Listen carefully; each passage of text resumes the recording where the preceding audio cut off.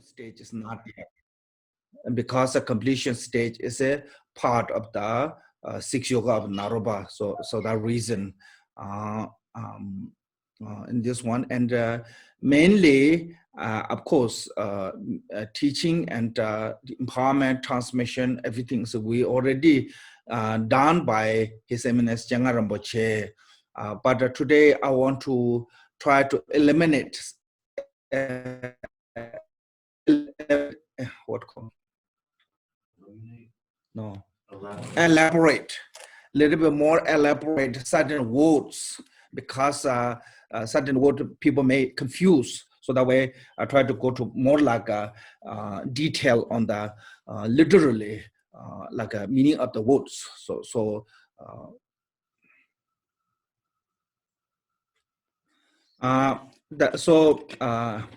Before actually subject, any kind of a dharma practice we do, like a hearing, contemplate, or meditation,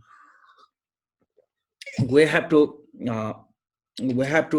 generate correct motivation, because without the right motivation, even we do a rest of the practice is a correct way, it never become what called the correct path to the liberations. So motivation is a like kind of the head, that direction where you leading to your practice. There's one story. Adisha was really kind of feel disappointed, some kind of feel like disappointment toward to the one of his disciple. The disciple was actually practitioner of the higher yoga tantra, but because of his lack of the motivation, he became only achieved the arhat, which is the lowest result of practice.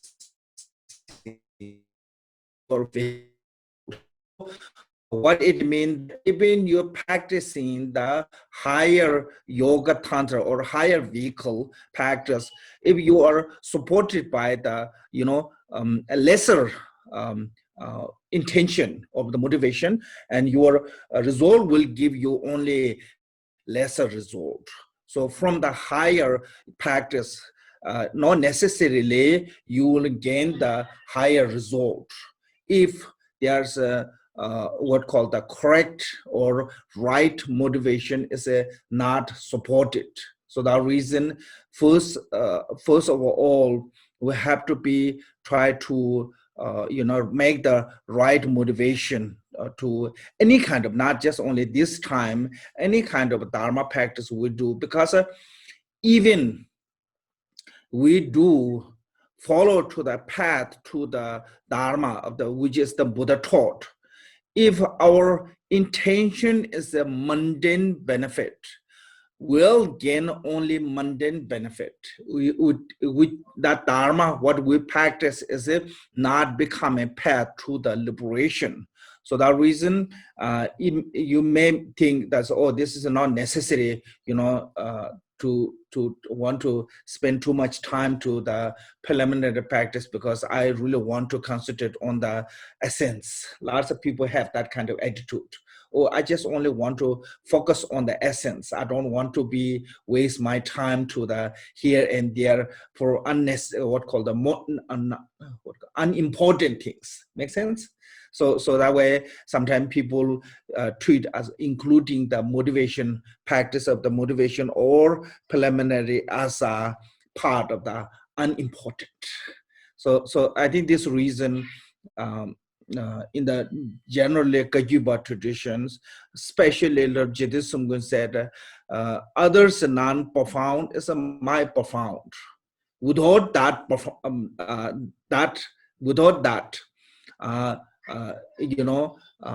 by wind channel Bindu teachings cannot liberate it. Because you have to go this way. Wind channel Bindu is a common practice in India, Hindu and Buddhism. There's no really like a Buddhism have special wind chana bindu. It's common practice. Only it become a Buddhism practice, Buddhism path, if you are supported by the three different type of motivation. You know, any kind of one of those three motivation, I will explain. Any kind of one of three motivation supported, it become a path to the liberation. If you're not supported by the three different kind of motivation, it's become just common exercise. You know, so that reason actually motivation can change result, what kind of result going to happen from same practice. So that reason we should try to think about and try to concentrate every time when we do any kind of military activities. Always you have to check your intention, because sometimes bad intention make the good merit to bad result. Sometimes good intention make the bad action will good result. So that reason, actually intention is the essential point of the practice. So that way must, concentrate our intention. Why I'm doing this practice? What is my purpose of doing practice? Okay, so generally we in the Buddhism divided into the three vehicles called the Hinayana, Mahayana, Vajrayana. Each vehicle have a slight different motivation. First one is we have to start with the Hinayana path, because that is the foundation of all the Buddhism. Like Mahayana, Vajrayana, based on the Hinayana, because without the Hinayana, there's no Mahayana, there's no Vajrayana. So Hinayana is the kind of more like a foundation of all the Buddhism. So in the Hinayana, mainly motivation is renunciation. That when we take a refuge, for example, when we take a refuge, what is our purpose of taking refuge? Is saying samsara is miserable. No matter how samsaric material, no matter how hard work, it never make us a peace. Always it end up with the suffering. So how we can completely free from the suffering, only by relying on the three jewels, Buddha, Dhamma, Sangha. So that way I said, Buddha is the wonderful, only who are completely free from suffering is the Buddha. Totally free from the suffering is the Buddha. So eagering to that state or that position is called taking refuge to the Buddha. So we want to become a Buddha. It means that you want to become free from suffering, basically. We want to why us suffering? Because we are deluded. Our delusion creating our suffering. You can see in your own life, how many times after you make mistake, you regret. Pretty much every time you regret when you make a mistake. Why you make it? Why you regret? Because you are deluded, because you are confused. Make sense? So Buddha is someone who completely awake from that delusion. So Buddha means the awakening one or knowledgeable one. Somebody know everything. So we don't know everything. Why? Because we are deluded. So that reason, first is called the motivation of the renunciation by taking refuge. That is a fundamental motivation of the Buddhism. Once we took that one, then that extended, like make it better. So how make better is called the bodhicitta. So what is better mean? That when you generate a bodhicitta, it said, not just only me want to liberate, I want to liberate every sentient being because they have been my mother, or they have been my loved one, dear one, somebody who did some, what called that I cannot, There are no other way I can return their favorite. Can you say favorite or? Favor. Yeah, favor. Only I can return their favor by liberating them from the suffering. That is what's called the bodhicitta. Sometimes people think, have some degree of compassion. They think, oh, this is truly bodhisattva. Compassion and bodhicitta is not same. Compassion means that you have some degree of sympathy of someone's misery. Bodhicitta means that not just only sympathy, you want to bring that individual or that beings to the Buddhahood. That is what bodhicitta. So the little bit change is from the fundamental motivation of the renunciation to bodhicitta is a Mahayana is a little bit more extended. Like you want to go to vacation, for example. If you want to go to vacation yourself, that is like Theravada or individual liberation, Hinayana path. You want to liberate yourself. So like your own personal vacation. But someone said, this is not good enough. If I go to by myself and I cannot leave my family behind, I want to take my family to vacation. So that way, as a bodhicitta is saying, I want to take my family as every sentient being to vacation stage of the Buddhahood. Permanent vacation. It's not like our short-term, not same as our short-term vacation. This is a permanent vacation. So that is only that's the difference. You going yourself or you taking your family. Going place is the same. So that is between the different of the in the Mahayana and the Vajrayana. I mean the Hinayana. Then the Vajrayana is the only different is that Buddhahood where you want to go is you make here. Like you really want to go to Hawaii. Okay, you just don't want to go to the Hawaii. You bring Hawaii to your place. You make your place as like Hawaii. So that is Vajrayana. You transform immediately yourself as a deity mandala. So otherwise it's the basic concept is the same. Idea is different. How you do is different. Method is different. Skill is different. So that those three different motivations. First is called the renunciation. Second is called the bodhicitta. And third is called the 5 excellence. Excellent place, excellent teacher, excellent dharma, excellent retinue, excellent time. So that means that you transform this, the samsara transform to the mandala of the deity through the Vajrayana practice. But basically, doesn't matter which way you do, we always want to same things at achieve the Buddhahood. That is the motivation. So without that correct motivation, and the rest of practice cannot become a path. So like this is there's a 3 guy. One person want to go to a vacation, really beautiful location. Then he, by self went to that vacation, and one person want to go vacation with the family and took whole family there. But the third person said, it's no point to taking me to them there. I just want to make my home as that that beautiful. So I think this is only that is different. Otherwise, same. Now.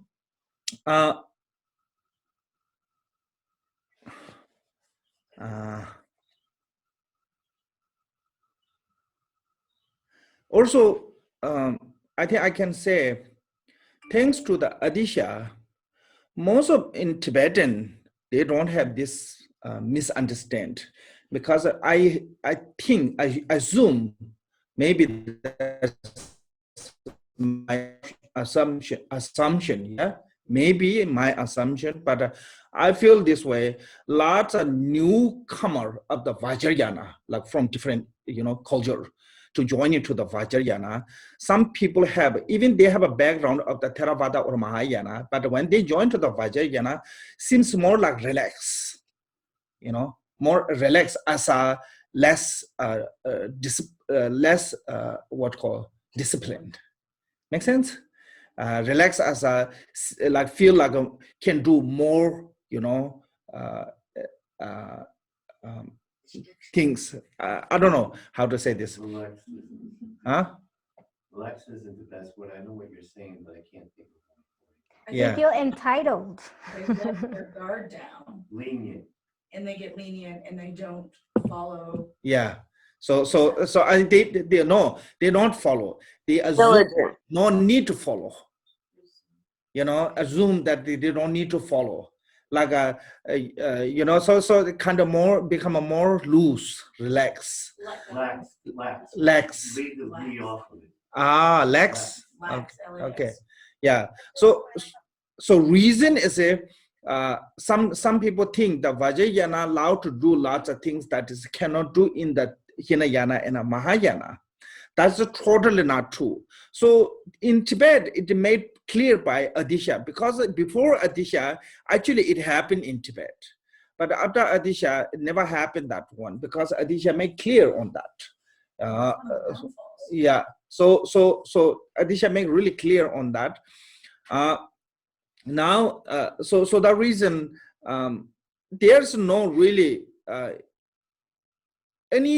there's no really someone have special permission to do something that is cannot do by common people. Okay, Lord Jidusumgun said, even the 10th Burman Bodhisattva, if they created the cause to reborn in the hell, they will reborn in hell. They have no special access to not become their negative action as a negative. Make sense? So as vast as the sky and action as fine as sand. So this reason, sometimes people have concept about those three practices in Mahayana Vajrayana is a totally separate, like sounds like. But this one is have to be learn how to practice those three together, like Pema Sambhava said, my outside practice as a Vinaya, and inside practice as a Bodhicitta, and secretly practice as a Vajrayana. So I think that's the reason should know those three motivation are kind of like a same, intention and little bit different method. Make sense? So that is the part of the intention where I want to receive the teaching. Now, I think maybe we'll go to the text. Okay, and generally, we divide in the Buddhism, we divide into three, Hinayana, Mahayana, Vajrayana. Vajrayana also many divisions, called the action tantra, yoga tantra, called the perform tantra, yoga tantra, anu-yoga tantra. So why is there so many differentials, divisions, this many? In the Hinayana itself have lots of different vows. Anyway, tell her about In the Khenpo. Mahayana have lots of different labels. So then in the Vajrayana comes many different kind of practice. It's showing us we all not the same positions or not same capacities.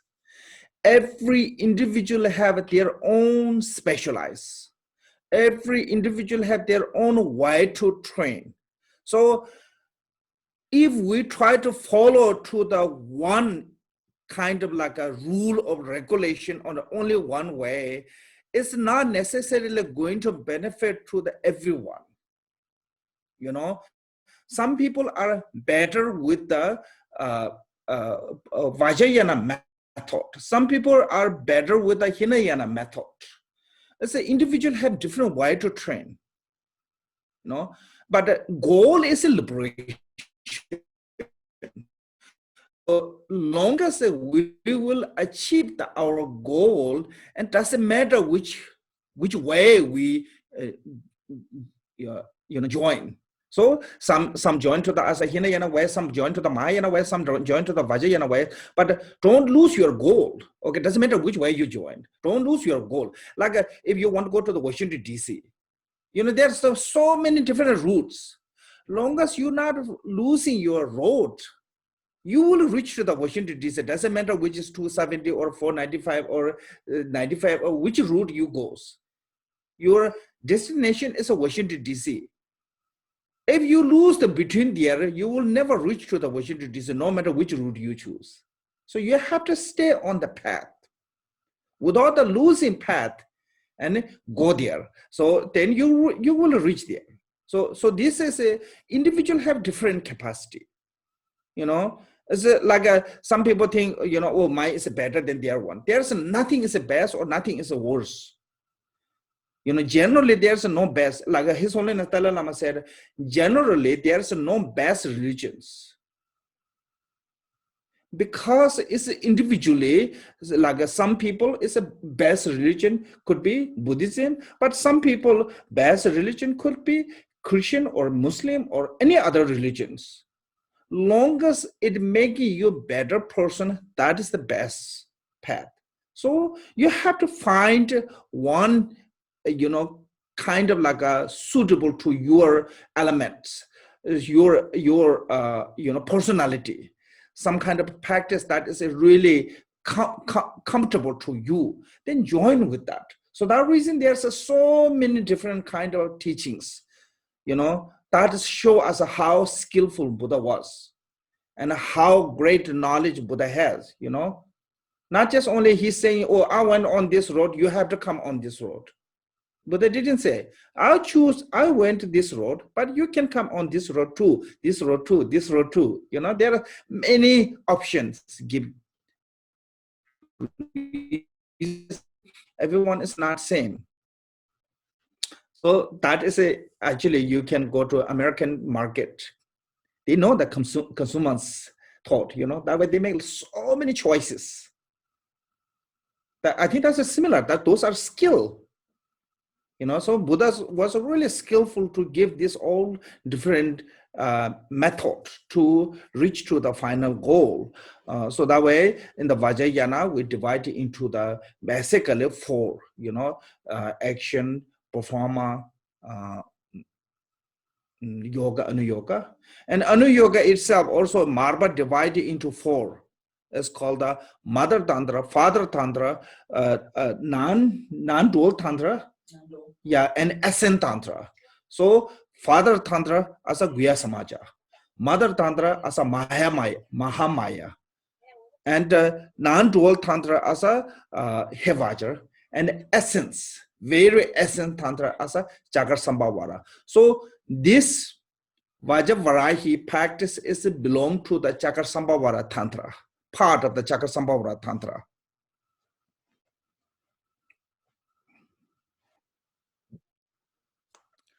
Okay, so within the Vajrayogini, there's many.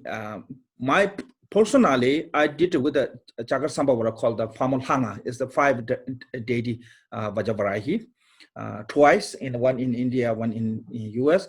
I haven't done this particular called the face of two tooth, that Vajravarahi face of two tooth. This particular sadhana I haven't done, you know, retreat. But mantra is the same, basically same, this mantra and other two. I will explain when it comes to the mantra. So this text name is called the Generation Stage Liberation Instruction of the Bhagavad Vajrayogini, the face of the true truth. So this is a two face.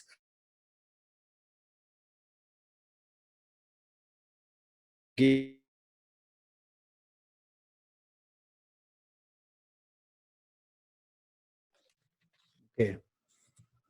So this how this happened is, I think most of the story Chengar Rinpoche told is when Marba was visiting the Naropa, and Naropa said to Marba, go to Sosalin cemetery. I think the Sosalin cemetery is close to the Bodh Gaya. There's called the Shawari Cape. Near to the Shawari Cape, there's a cemetery. I think that one is talking about. So when Marba went to there, and he received from Vajrayogini, directly from the Vajrayogini, called the sign empowerment. So how sign empowerment happened was one ordinary woman comes and asks, you want to see the Vajrayogini mandala. So she bring the crystal, hook knife and open her own chest. When she opened her own chest and inside the chest, we have all the dirty things. Her chest inside is a fully Vajravarahi's mandala. So even you feel like you're Dagini, don't try that one. They're not going to find that one. People may think, oh, maybe I'm Dagini, I can find that one. So don't try that one, okay? So she show up that one. And she said, I think maybe her or Naropa, one of them said, go to Bodh Gaya, see the, before go to India, go to Bodh Gaya, see the Buddha's, I think that time Buddha's teeth, your big teeth can show. And so Marba went to Bodh Gaya from the teeth to then manifest as this text, particular text, what we're using. Actually, there's called the Hintala. There's a particular tree, and the skin is really, smooth. It can use as a paper, and on that writing with a Singaling language. So when Marba come to Tibet, he translated those, and from that to this root texts happen.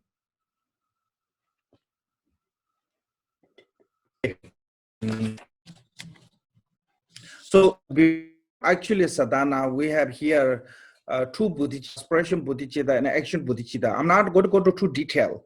So this one is actually, because most of Kakyuba is also called the two tradition put together after the Kamboba, Kadamba tradition and the Mahamudra traditions. So what is the Kadamba tradition is the mostly emphasizing on the bodhicitta. Those all mind training teaching is basically all those came from the Kadamba traditions. So bodhicitta and a Mahamudra combination together is become a Kagyupa, compounded of the two lineage, which is Kadamba and Mahamudra. So after the Kamboba. So in that way, we have to generate, especially in the Digungaju tradition, before any kind of opening prayer, we do the meditation on the bodhicitta. So there's a two kind of bodhicittas called the aspiration bodhicitta and action bodhicitta.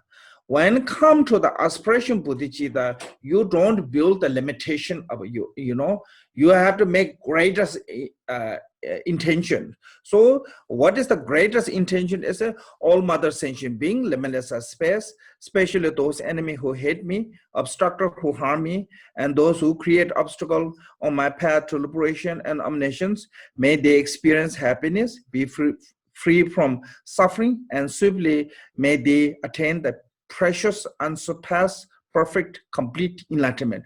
So this means that intention is you want to liberate every sentient being, including someone who directly harm you, your enemies. So that is you have to create the aspiration prayer as a greatest, there's no limitation, because our imagination have no limitation. We can imagine the greatest imagination, but still is not like not end there. So that is called the aspiration bodhicitta. As aspiration, you have to make that you want to liberate every sentient beings. Don't think as I cannot do this one, I'm not good or this. You will become good if you have that intention. If you think, I cannot do this one, that is too much, then you never become good. You never become that capable. Our capacity have no limitation. Right now, our method, skill, and kind of courage are not there yet there. So that way we not reach to our ability. So if we build our ability, we can become a greatest ability. Because Buddha was like us from the beginning, but he built his ability to become completely Buddha. So when come to the aspiration bodhicitta, never limited, make greatest, but then have to come to the practical. Practically, you have to do what you can do. You don't want to try to do someone else. Just do what is best for you, what you can do. So there's a three kind of choices give you the action bodhicitta. It said from a purpose until I attain the Buddhahood, I will apply my body, speech, mind as a virtue. This is the one of the great,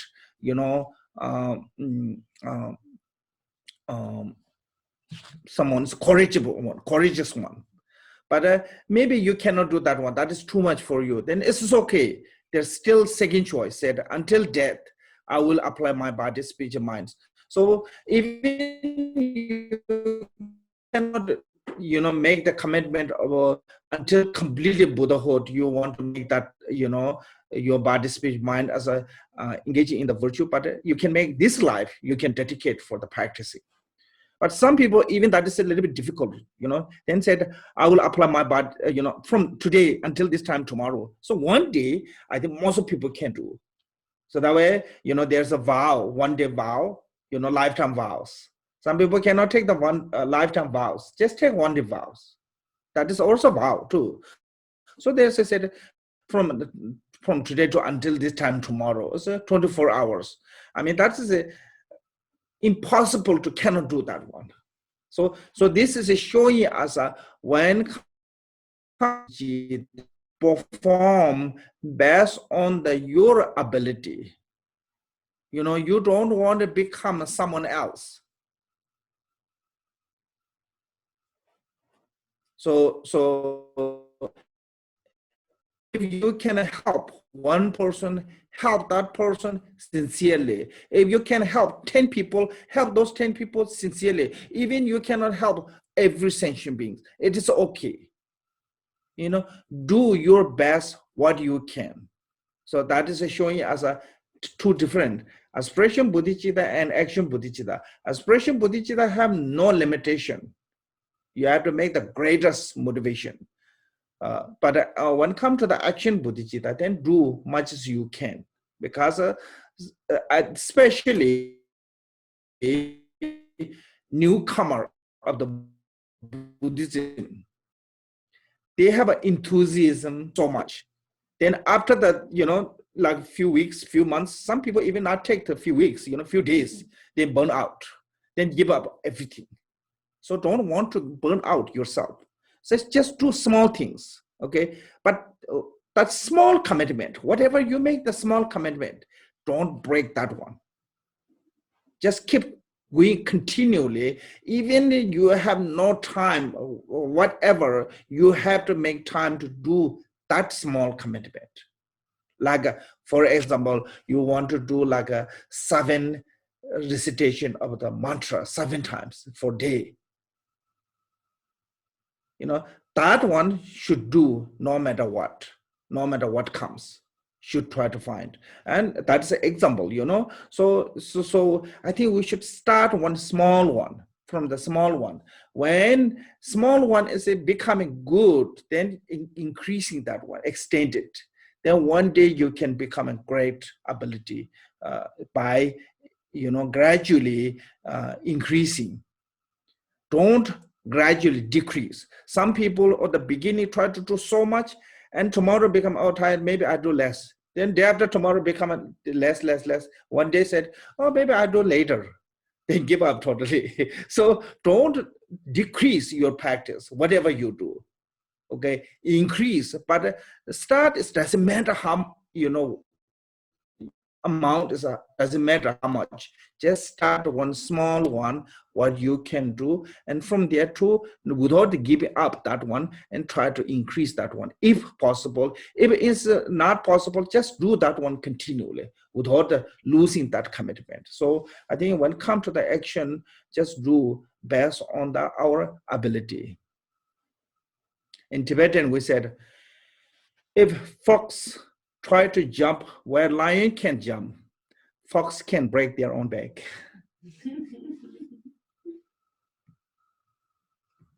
So then here's a refugee prayer. Refugee prayer is this is original from the Chakrasambhava Tantra. or Vajrayogini texts. Other Vajrayogini texts have different type of refugee prayer. This is actually wrote by Atisha, originally Refugee and Bodhicitta together. But it doesn't matter. So when you're doing refugee prayer, most important in the Vajrayana is you have to visualize in front of you. Maybe you can visualize a Vajradhara or a Vajravarahi or particular deity or one of the enlightened beings. I think maybe in this case you can visualize as a Vajravarahi herself, but she is also inseparable of the your root guru, and she is also inseparable of the three jewels and three roots, and this is we call a Kundi. It means the tradition of the compounded of the all as a jewel tradition of the compounded of the all. So this is like a wishful feeling jewel compounded of all the enlightened qualities as a like a three jewels or three roots inseparable within this particular deity front of you. Feel of taking refuge. So her body is a Sangha, her speech is Dharma, her mind is a Buddha, or you can say her body is a Guru, her speech is a deity, and her mind is a Dagini. So three root or three jewels, it's inseparable within the this Vajravarahi, which is manifest in front of us. Then we take refuge to her by reciting these three Sanjay Choda Soji Shonala Chenjupatantan Jepsita texts in their page 2. Then there's called the Four Immeasurable. Actually, Naropa tradition is basically this is a Four Immeasurable as a as earlier I mentioned, bodhicitta and compassion is not same, but this is a four immeasurable, and there's a loving kindness, compassion. So those called the immeasurable or great loving kindness, a great compassion. That way, they are in Naropa tradition is called the inseparable of four immeasurable and bodhicitta. So this is sounds like a four immeasurable, but mainly practice of the bodhicitta. And you should know what does love mean, what does compassion mean. I mean, most of it, we know the compassion, but a lot of people misunderstand the love. So should learn what does love mean. So it's basically a simple way said, all mother sentient beings are limitless space, have happiness and cause of happiness. So this loving kindness, I'm not sure you can have this loving kindness to the tree, house, car, because you cannot wish them happy because they don't have a feeling. Make sense? But normal language, normally we said, I love my car, I love my house, I love the forest, that is one kind of love. But in this case, loving kindness is not same on that one. In this case, you wishing someone be happy, and otherwise, it's a normal way to say, I wish that one is get to me, Make sense? I think there's a little bit different. So here is purely you wishing them to be happy. Purely you have some kind of that kind of thought that related to that others' happiness, not our own happiness. So others' happiness is come from the bodhicitta, not from the selfishness. So that way, in the Khenpo Naropa, these four immeasurable and bodhicitta are non-dual; they're no different. This time they stop at the same time. Okay, now actually text comes.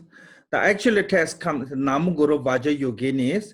This is the daily practice as of the arising stage and the mantra recitation of the Vajrayogini. So this is a practitioner daily practicing mainly generation stage. Arising stage as the same as a generation stage. Then said, with the body of the sevenfold posture of the consultations. this, I think commonly, anywhere you can find every practice, because this is a necessary physically posture to meditation. Long as our mind is functioning with the body, you have to train your physically to how to sit. If you try to sit, you're physically, whatever you're comfortable, your mind couldn't train at all. So you cannot train. You have to be trained mind with the support of the body. If you let go of the body, you know, when your leg is want to like hurt, you want to stretch, you know, lay down or whatever, then your mind will become a lazy like that. Mind is becoming a spoiled like that. Couldn't discipline mind, because mind and body work together. As basically, channel, wind, and bindu, and conscious, they function together in the longest we are alive. So that way, learning body posture is important. This is called the seven posture of Buddha Bhairojana. I think why it's called the Buddha Bhairojana, because Buddha Bhairojana is from the 5 Buddha family called the what called the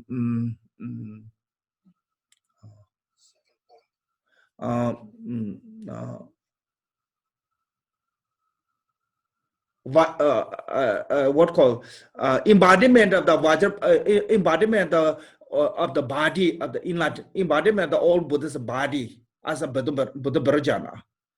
Okay, embodiment of the Buddha's speech as a Buddha Amitabha. Embodiment of the all Buddha's mind as a Buddha Akshobi. Embodiment of the all Buddha's quality as a Buddha Rana Sambhava, and embodiment of the all Buddha's activity as a Buddha Amagasiddhi. So that reason, this is related to the enlightened body posture. So that way it's called the Buddha seven posture of Buddha Bhairojana. Why is it called the seven posture of Buddha Bhairojana? Otherwise, you can call seven posture of the Buddha Amitabha, because Amitabha sits same way, same posture. Why not call the Amitabha? Because Amitabha is the embodiment of the speech of the all enlightened, all Sugatas. So enlightened, all the embodiment of the all Buddha's body is a Buddha Bhairojana. That reason is called the seven posture of the Buddha Bhairojana. So in the Sudra tradition, by learning this seven posture, the body is called when body is trained as a seven posture, and the channel are become really straight. When channel is straight, wind flow in the channel slow. When wind flow in the channel slow, mind become calm. So that reason we're learning how to sit. In the Vajrayana, and by those actually blockaging all the channel that is a wind flow outside. So when all the channel blockage by those posture, and only wind can go to forcefully to the in the central channel. You know, this is a supporting to the how to learn in the Vajrayana. Wind element is a bring to the central channel. Once the wind element is a bring to the central channel, it become a wisdom wind, and we will be free from samsara.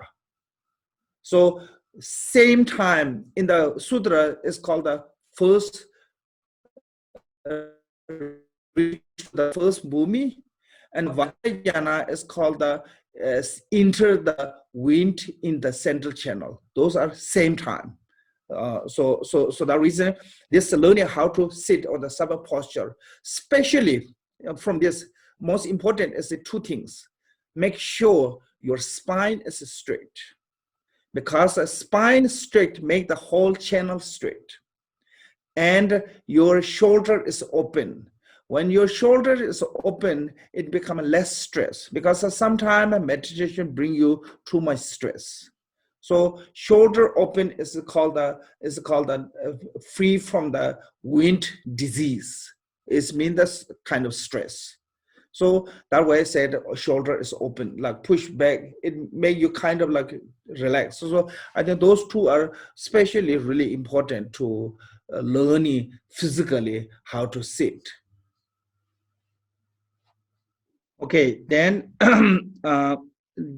basically different stage of the generation stage. There's a different 4 different way to because we have a 4 different kind of a birth from the womb, birth from the moisture, birth from the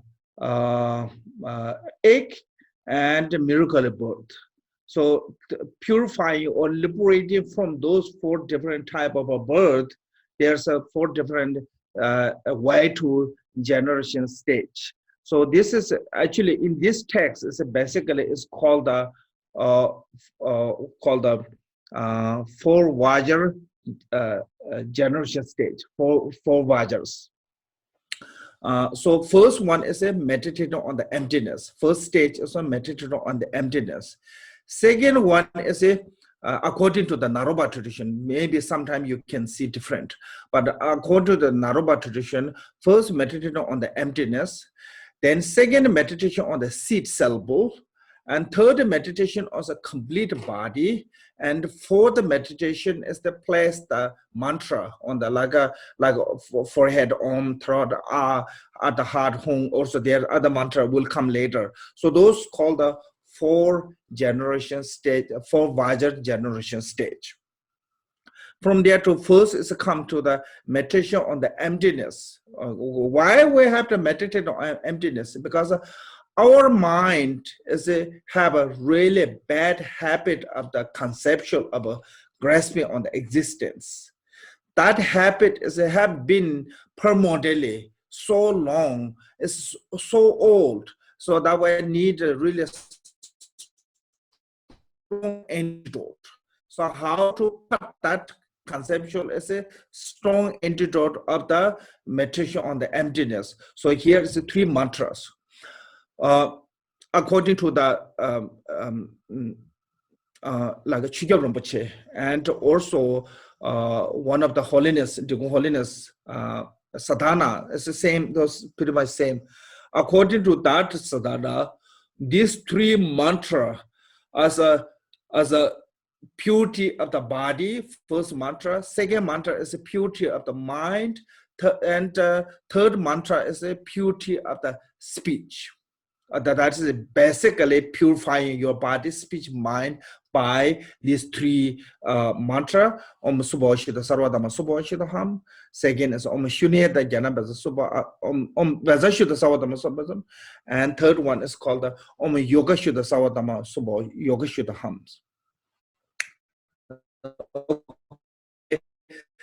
That's a reason why. Meaning of this mantra is first one is called, actually this is a completion stage. You know, not just only purifying the body, also this is the same meaning as a completion stage. You know, in the completion stage is we reach to the purity, you know, called the permanently pure, naturally pure one, and removing the obscurations, defilements. So 2 kind of purities. So that way there's a 2 Shuddha. Om Subhava Shuddha, Sarvatama Subhava Shuddha. So 2 Shuddha as a symbol of the 2 kind of purity. Naturally pure, and which is the permanently. Our nature is always pure. But because of the defilement and removing all those defilement, so that is kind of 2 purity is a symbol here. And also, now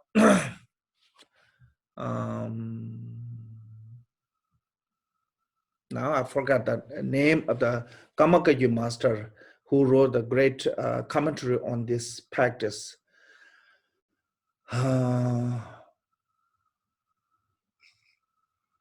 Okay, when it comes, I will let you know. But he said,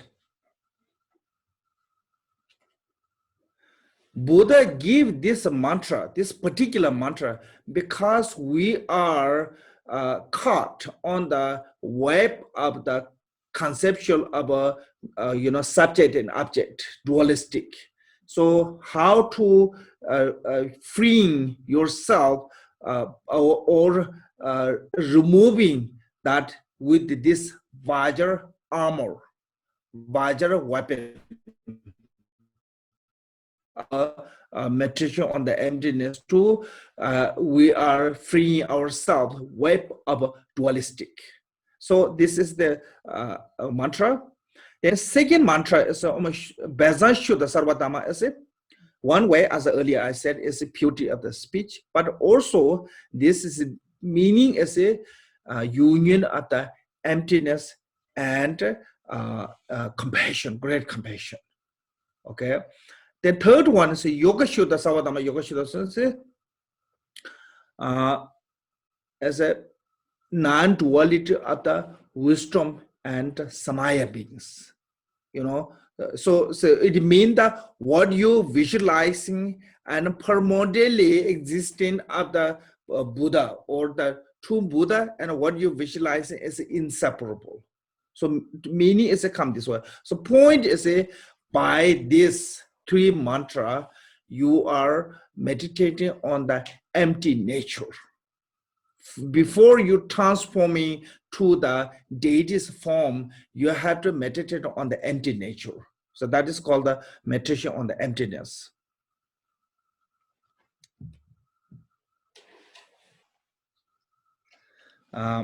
Point is when you recite in this three mantra, Om Subhachita Sarvadama Subhachidam, Om Bhajashita Sarvadama Bhajashidam, Om Yogashita Sarvadama Yogashidam, and just dissolve to everything on the empty nature.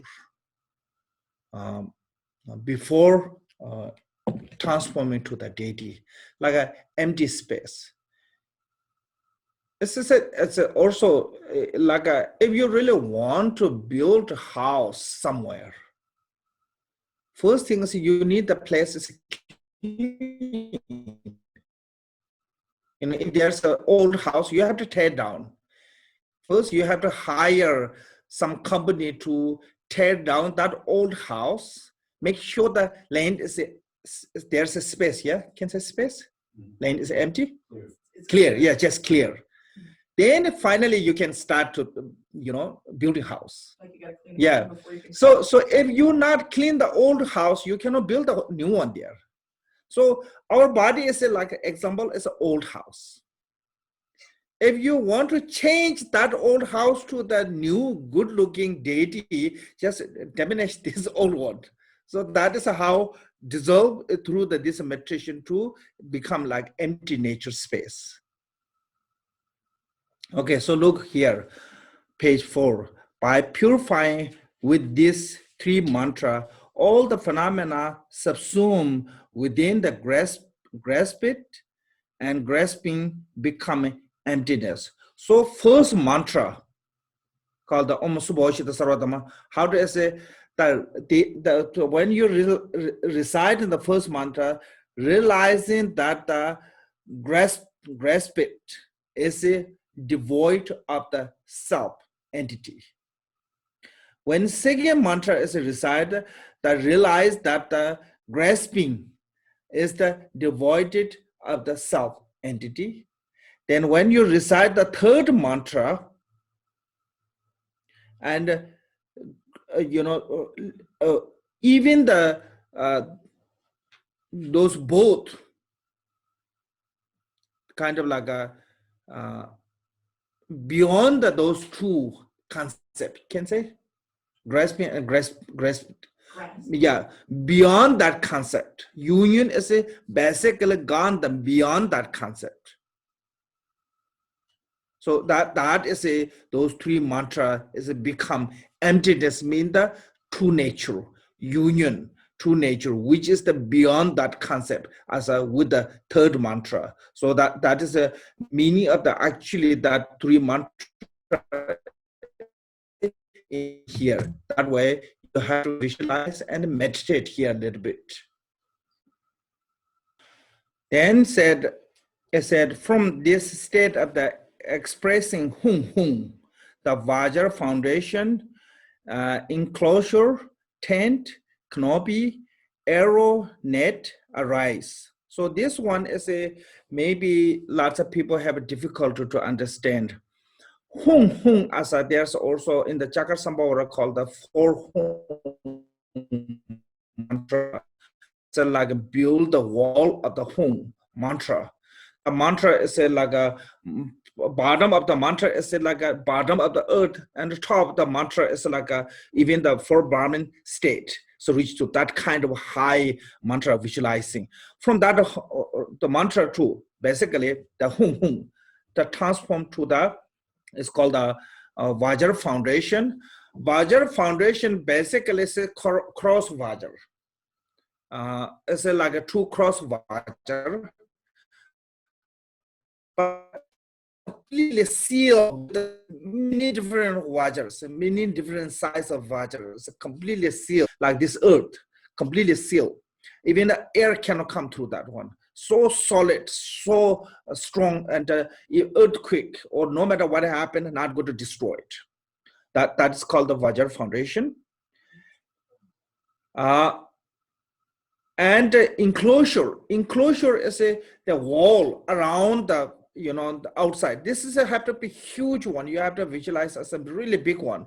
This wall is, you can see when you look the mandala picture, you can see that one, the wall, huge wall around us. So like tall, even reach to the four Brahmin state, that tall as a reach to the four Brahmin state, and deep as a bottom of the earth, that kind of a wall.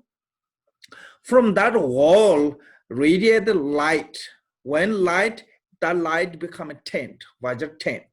This Vajra tent is not in the picture when we making sand mandala, or when we making the mandala on the painting.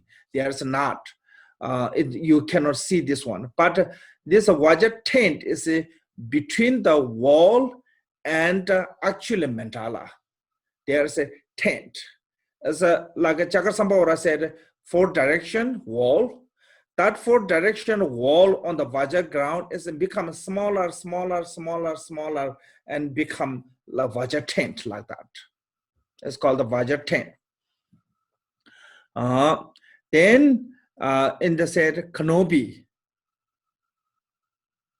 as a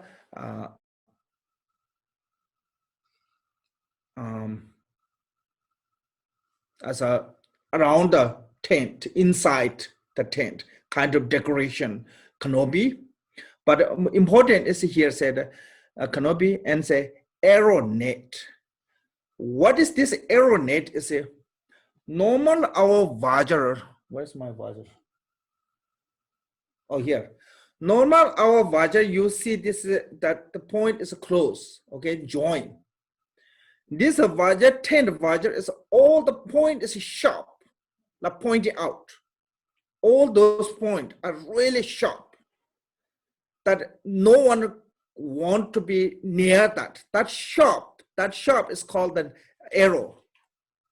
And so many of them, completely wall is sealed. You know, not like Vajra like this. Inside have every hole have different Vajra, different size, until completely sealed, even the air cannot come through. Then those all Vajra, this five prong is an open one. Really sharp open. You know, no one cannot go to near. So that is a completely sealed with it. So that is what means the arrow. That arrow is showing, people think maybe arrow as a shooting arrow. This is not.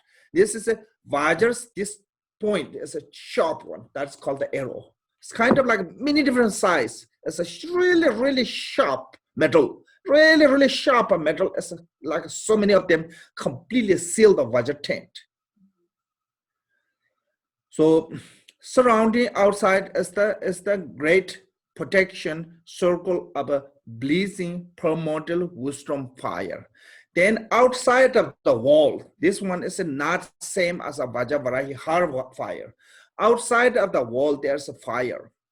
So this one is a mainly purpose of why we have to visualizing this will of protection. As a, you know, it's called the protecting from the not coming the obstacle from the inside outside to in, and not losing our CD from the inside to out. So protecting both from the outside to not come to the harm of your practice, destruction, from inside to not losing your CD. So how it loses, come obstacle is most of Mara, especially there's called the Son of God. He always be disturbed the Dharma practitioner. He try his best to disturb the Dharma practitioner. Reason why he don't like people to meditate or Dharma practice, when you practice Dharma, you become above him, higher than him.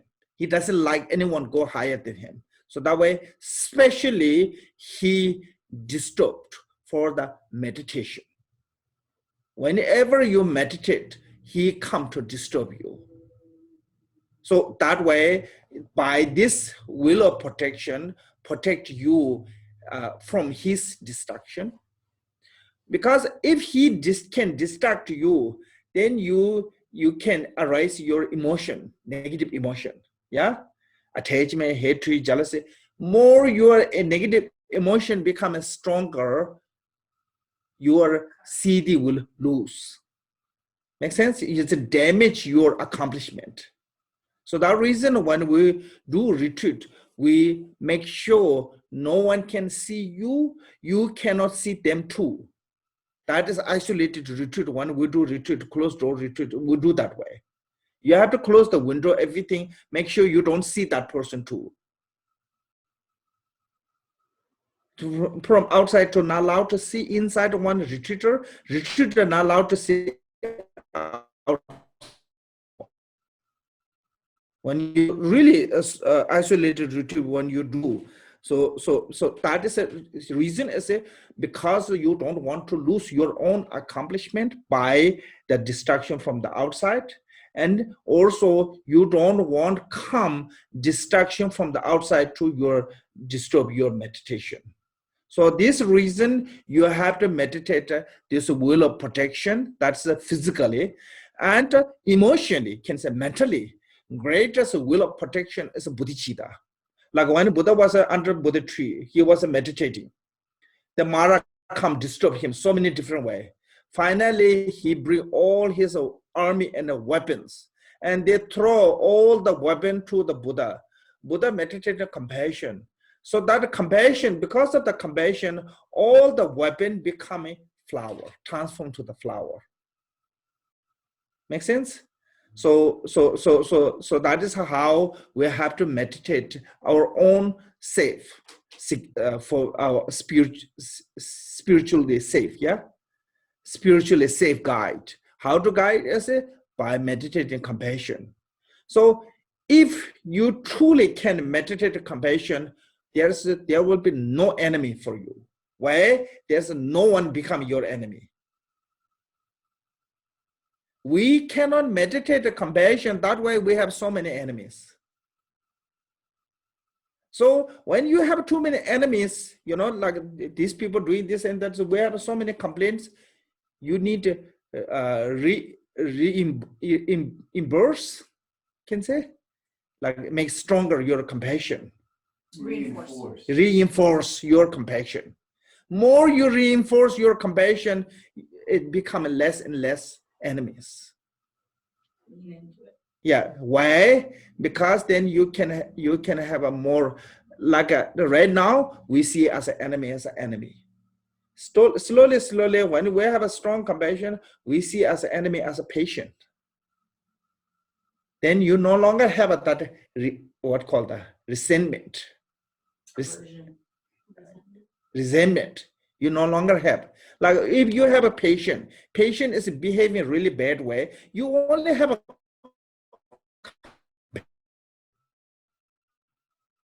make sense? So that way, if we reinforce our compassion, there will be totally eliminate the enemies. Then you will become a free, called, can say free animal zone, enemy zone. Enemy free zone. Enemy free zone. Okay. And the second one said, in the center is a syllable A transformed into the Damodaya with the pointed root through downward.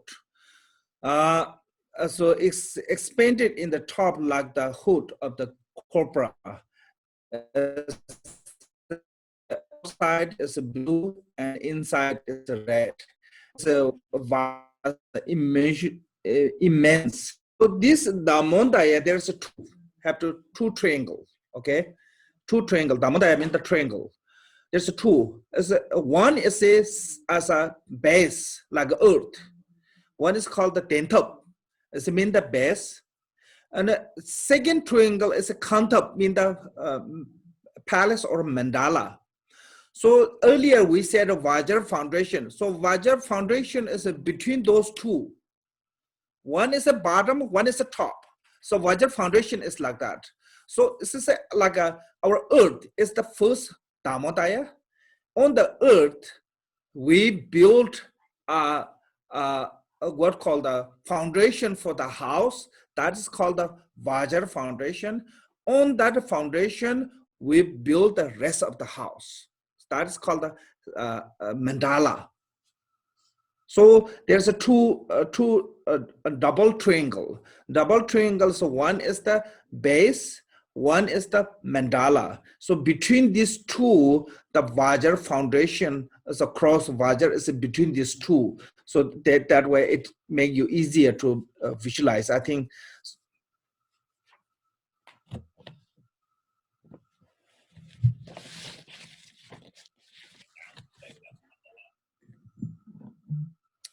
So, okay, so today we stop here because time is already over and I don't want to be rushed.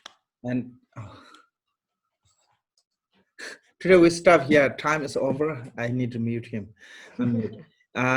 So then I don't want to rush, you know, so people who are rushing, so I'm sorry for maybe feel like boring, but I think it's important to must go to step by step, you know, the meaning. So that way, you know, maybe I'm the person who had that habit of want to do detail. Make sense? So maybe that's my problem. I don't know. Yeah. So I like going a little bit detail with what reason I have to know. You know, because I'm really a person with lots of thought, lots of questions. You know, I always drive my teachers crazy, too much questions. So that way I like to people have a little bit answer, you know. So that reason it's taking a little bit more time than I thought. I thought I would finish today, but today even not yet finished from the page 4. So it's okay. We have not rushed for that, you know. So we stop here today. Thank you. Jancho sem jo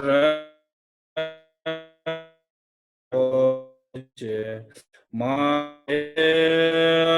ba je jo ye ba nyam ba mem ba ya kone gondo pe wo sho dada konde tam je du sondo sabana yebe je sawan Dada Sinje Tanje Nyundo Lana Memba Yanda Bazobe Chanju Rinpoche Doba Juji Shesha Kose Kunje Chuje Tende Nala Wando Rejembe Je Demba Sede Ba Shetu Tosan Gombe Zenju